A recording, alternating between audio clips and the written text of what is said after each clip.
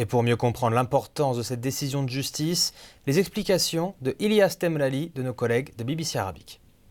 Certains pensent que c'est une victoire pour la contestation populaire qui a toujours demandé l'inculpation de certains symboles forts du régime, y compris ceux qui ont été poursuivis pour des actes de corruption et ceux qui ont été poursuivis pour d'autres actes. Mais en même temps, il y a certains, les détracteurs surtout du général Gaïd Salah, pensent que c'est plutôt une victoire pour lui qui a trouvé l'occasion de se débarrasser de ses adversaires au sein du régime.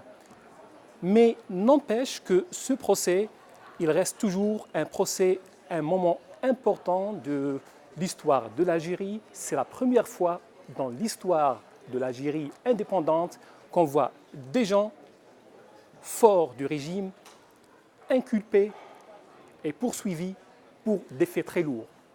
Ceci dit, il y a un détail très important.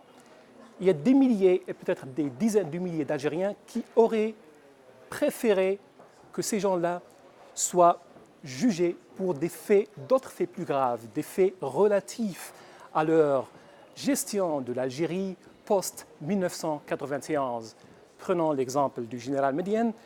Il y a des gens qui l'accusent clairement d'avoir été impliqués dans des massacres, dans des kidnappings, et ils auraient préféré voir dans ce procès le procès de toute une ère, l'ère de l'Algérie post-1991.